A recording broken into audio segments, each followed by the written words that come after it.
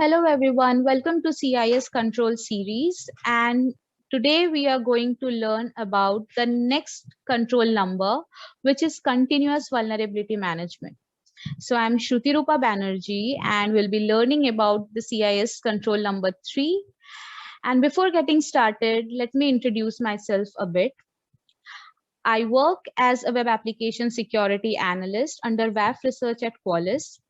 I'm one of the mentor at Cyber Preserve and one of the lead in breaking barriers Lean in Circle. Along with being along with being lead in Pune chapter lead for InfoSec Girls and Women Who Code, I have been a speaker or trainer at various conferences like B-Side Singapore, OWASP C-Sides, and you can check out my blogs at shrutirupa.me, where I keep writing about different security jargons that every security professional should be aware of. So let's get started. Today's agenda is definition, requirements, implementations, the risk associated, benefits, and the cost. So we'll be learning about all these things in basics, in a very layman terms. We'll not get into too much technical details of it, but we'll understand what we are talking about. So with definition, as the term suggests, continuous vulnerability management, which we have broken down into 3 different sections. So with continuous, we mean that we want to do something on a very regular basis. With vulnerability, we mean to say the risks that may or may not happen in an application. And with management, we mean to say managing the application. What are the steps that we need to be taking for managing that particular application? So combining all these 3 together, we mean to say that we have to be taking care of any kind of risks that may be possible in an application and keep managing it on a regular basis. Now, next is the requirements. Since we understood that we're talking about continuous vulnerability management, now the next part comes here is what are the requirements, what we should be taking care of first of all. So as a security professional, it is very important to be aware of the new vulnerabilities and all the known vulnerabilities and the respective exploits, so that your application is at least protected from those kinds of vulnerabilities. Of course, every day, new zero-day attacks are coming into picture. But what the least that we can do is we can patch our application till the next vulnerability that has happened. The next thing is it is very important if you are in an enterprise to understand what an enterprise is offering and what are their products. How are the products built? Is there any programming language? What kind of programming language is there? It makes it easier to find any kind of loopholes that it may or may not be present. Third thing is having an eye on any kind of suspicious behavior. If you have been ever in a VAPT kind of project, then the first thing that you always look for is an endpoint in an application. And then you check how is the endpoint responding to it? Is the endpoint giving any kind of suspicious behavior? How do you understand if it is giving a suspicious behavior? Like suppose there is an input field which is asking for your name. So what do? You check, you try to write numbers and see how is your server responding to it. Is it giving some kind of error that it should not be giving?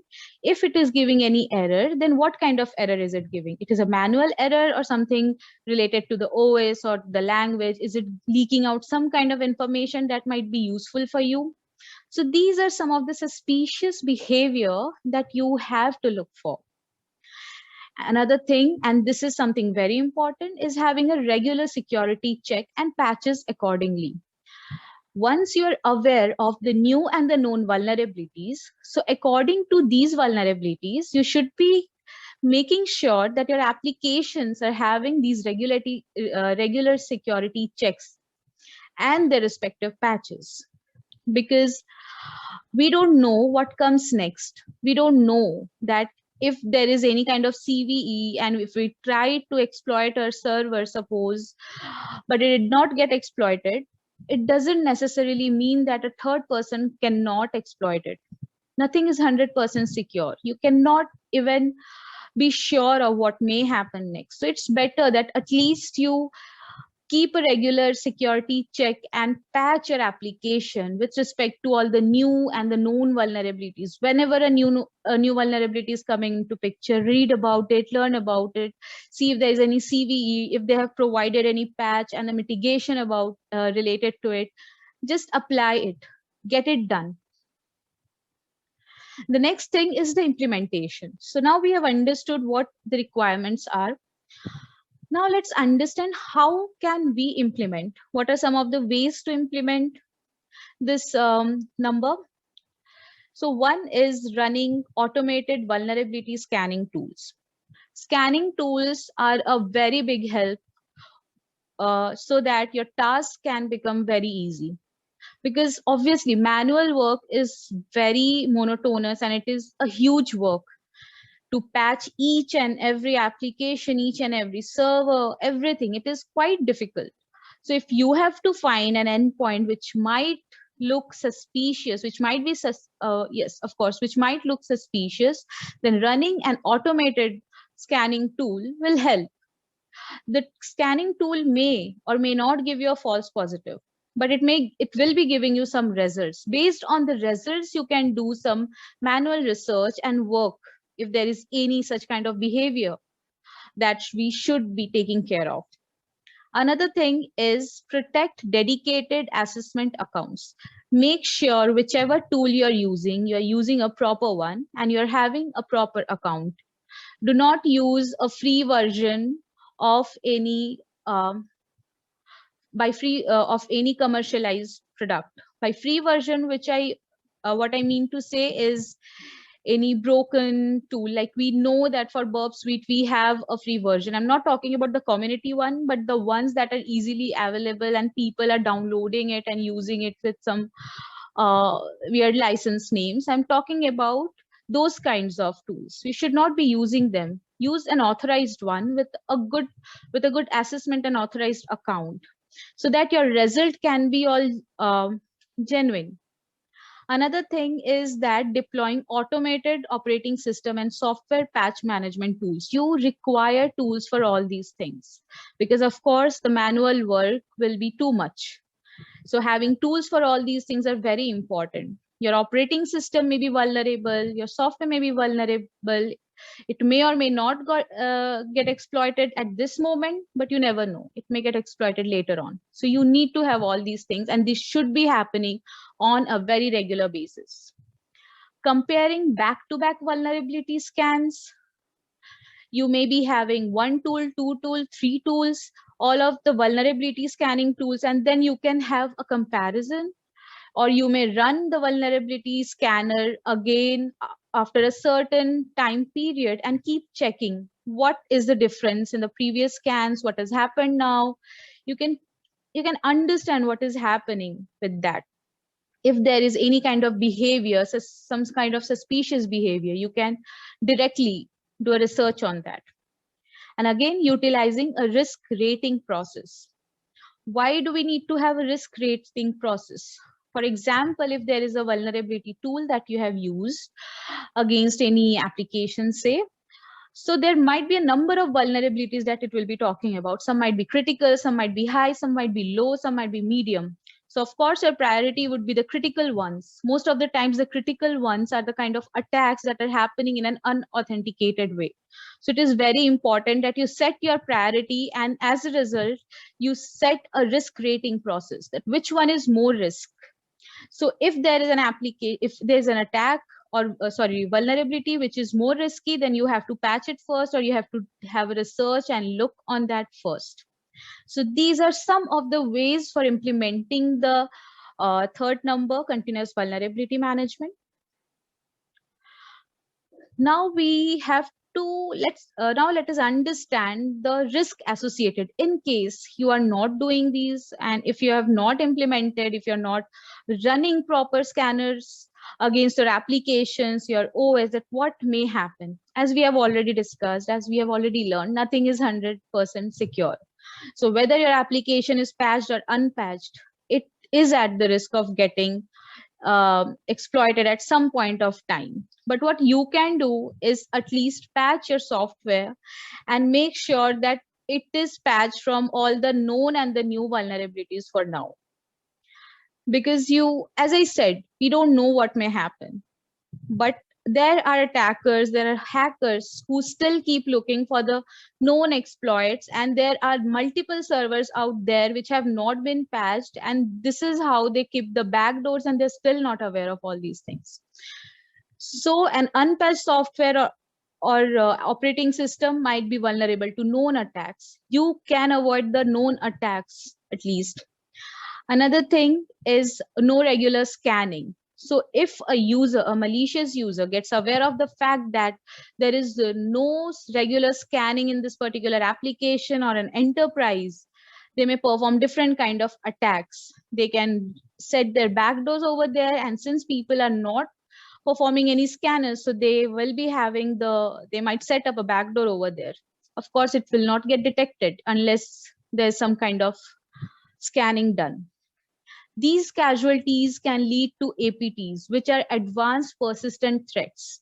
Advanced persistent threats, again, as I talked about the backdoors, these kinds of threats remain in your application without getting detected for a very long time. Hence we keep getting news about the data leaks and different users' information got leaked and they have been sold in the dark web.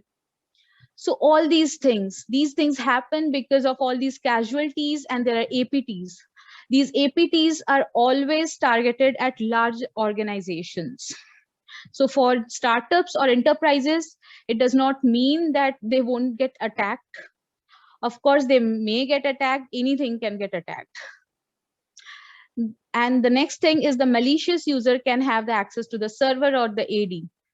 Of course, if there are APTs, these are some kind of step-by-step process that happens. So if there are APTs, they are setting up backdoors. So the actual malware or the actual vulnerability may not vulnerability. Suppose if they have used a malware or something or a backdoor over there, they'll be using that backdoor to get the access into that server whenever it is possible. As a result, the malicious user can get into the AD and server anytime it wants, and it does happen.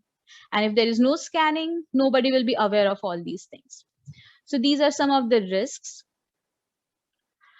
So the benefits, of course, the first benefit is that these risks, all these risks that we talked about right now will get reduced if you're implementing the third control.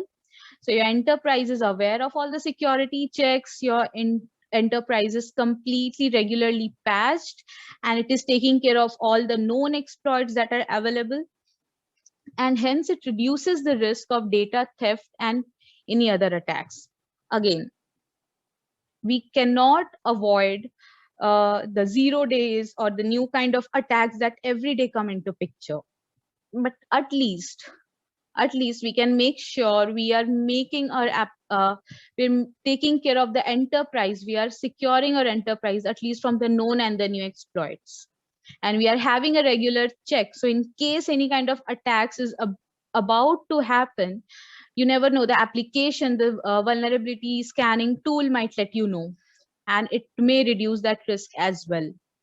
So as I mentioned over there, nothing is 100% secure, and these rules can reduce the risk of cyber threat.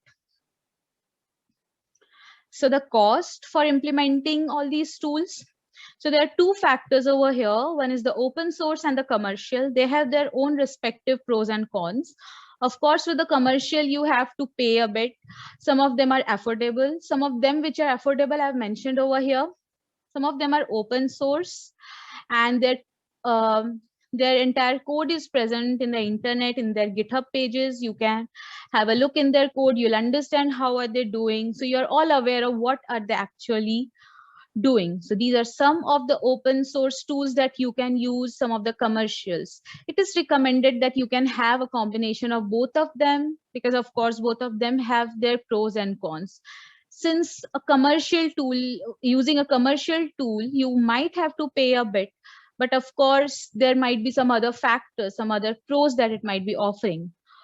On the other hand, open source is helping you to scan your application, have a look, keeping an eye on all the applications free of cost, but there might be some cons over there. So have a combination of all these tools that might help an organization over there.